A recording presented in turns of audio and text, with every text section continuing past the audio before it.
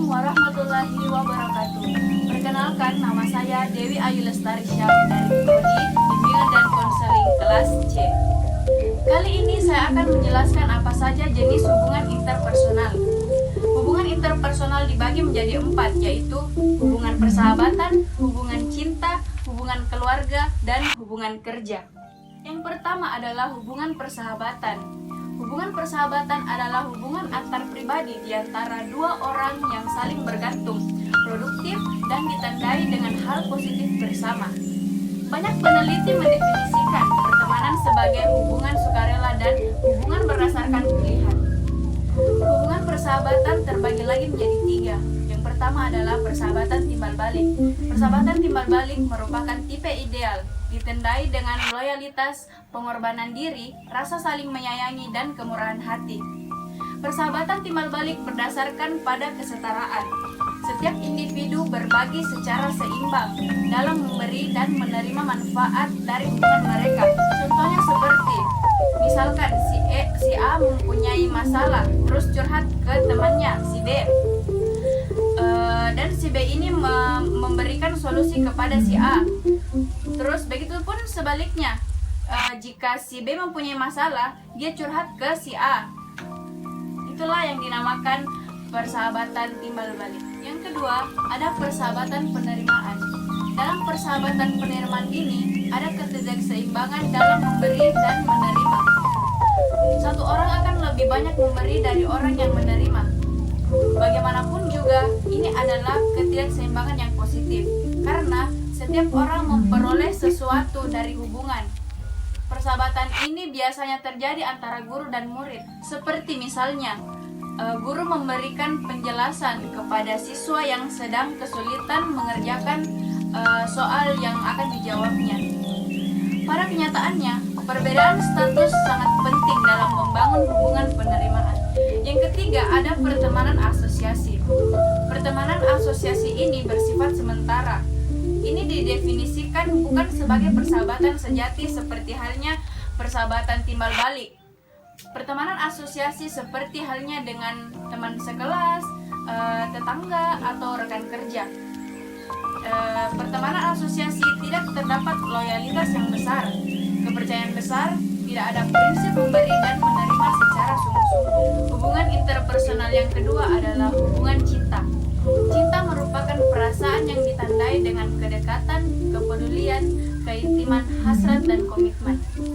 Hubungan cinta adalah hubungan antar pribadi yang dibangun, dipertahankan, dan terkadang dihancurkan melalui komunikasi. Hubungan cinta dibagi menjadi 6 bagian. Yang pertama ada Eros.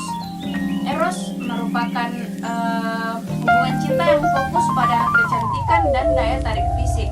Bahkan bisa saja mengesampingkan kualitas yang mungkin lebih penting dan lebih tahan lama.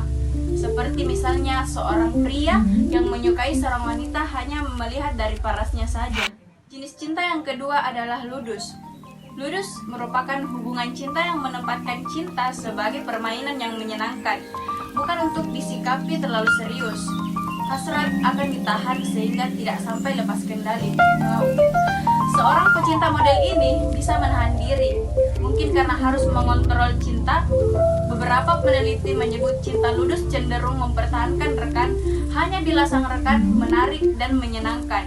Bila rasa itu hilang, maka saatnya berganti rekan. Ketiga, ada storage. Storage merupakan cinta yang tidak memiliki gairah dan intensitas. Pecinta storage tidaklah bertujuan menemukan kekasih, melainkan membangun hubungan dengan siapa mereka bisa berbagi ketertarikan dan aktivitas. Perubahan dalam cinta jenis ini berlangsung lambat dan bertahap, termasuk dalam hal seks yang datang terlambat dan akhirnya menjadi hal yang sangat tidak penting. Yang keempat, ada pragma. Cinta pragma ini adalah cinta yang praktis dan mencari hubungan yang akan berjalan dengan baik. Mencari kecocokan dan hubungan di mana kebutuhan serta hasratnya terpuaskan. Pecinta pragma ini melihat kualifikasi sosial pasangan lebih penting daripada kualitas pribadinya, di mana bisa menjadikan sisa hidup mereka lebih mudah. Mereka lah yang biasanya bertanya, apakah dia mapan ataukah apakah dia pandai memasak. Yang kelima, ada cinta mania.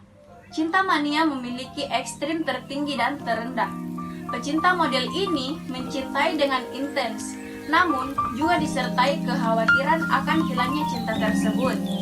Ketakutan akhirnya membuat individu tidak memperoleh kesenangan dari hubungannya. Dengan sedikit provokasi, mungkin akan timbul rasa cemburu ekstrim. Cinta mania ini obsesif dan harus memiliki sang kekasih sepenuhnya. Jenis cinta yang terakhir adalah agape. Agape adalah cinta penuh kasih, tanpa ego, memberi diri, bahkan bisa mencintai orang yang belum pernah dia temui sebelumnya. Agape adalah cinta spiritual dan tidak mengharapkan balasan. Yesus, Buddha, dan Gandhi dikatakan memiliki cinta jenis ini. Nah, yang penting untuk diingat adalah cinta berubah. Cinta yang dimulai dengan pragma bisa saja berkembang menjadi ludus atau eros. Hubungan yang dibangun dengan eros bisa saja menjadi mania atau storage.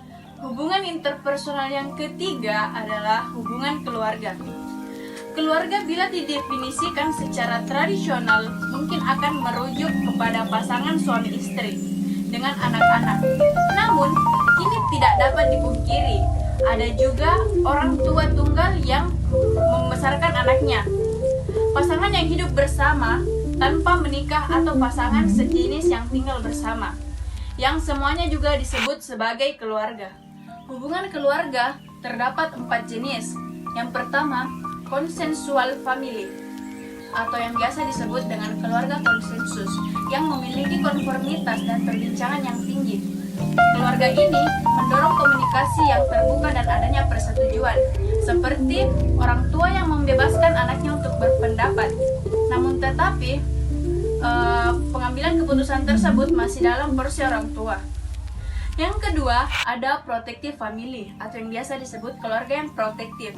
Keluarga ini memiliki konformitas tinggi, namun minim perbincangan, berbeda dengan consensual family. Keluarga ini menekankan persetujuan dan menghindari konflik dengan hanya sedikit komunikasi. Seperti halnya, orang tua secara mutlak menetapkan keputusan bagi keluarga dan cenderung tidak terbuka atas keputusan anaknya. Yang ketiga, ada pluralistic family. Keluarga ini memiliki konformitas rendah namun perbincangan yang tinggi.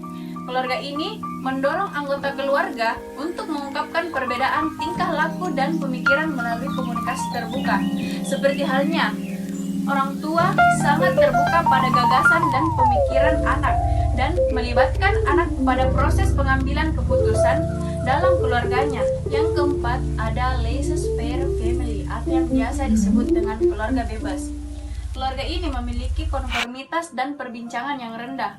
Keluarga ini juga menghindari interaksi atau komunikasi dan menjaga privasi dan mendorong perilaku. Seperti halnya, seluruh anggota keluarga diharapkan dapat mengambil keputusan bagi dirinya sendiri. Hubungan interpersonal yang keempat atau yang terakhir adalah hubungan kerja. Lingkungan kerja memungkinkan segala jenis komunikasi bisa terjadi, dan pada akhirnya segala jenis hubungan pun bisa terlihat. Hal ini tentu tidak terlepas dari budaya yang berlaku, di mana terdapat ritual, norma, dan aturan dalam berkomunikasi. Hubungan kerja terbagi atas 4 jenis. Yang pertama adalah lateral communication, yaitu penyampaian pesan antar rekan yang setara, misalnya manajer dengan manajer atau dua dosen profesor di sebuah universitas. Yang kedua ada upward communication, yaitu pesan disampaikan dari level bawah kepada level yang lebih tinggi.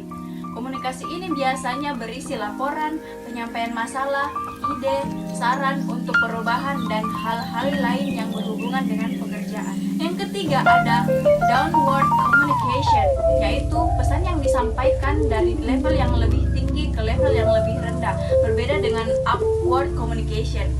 Biasanya berisi perintah, penjelasan, dan persetujuan. Yang terakhir ada grapevine message, yaitu pesan komunikasi yang penyalurannya tidak mengikuti bentuk formal yang ada dalam organisasi. Biasanya pesan ini berisi hal-hal yang bersifat personal atau isu-isu. Itulah tadi penjelasan tentang jenis hubungan interpersonal. Terima kasih. Wassalamualaikum warahmatullahi wabarakatuh.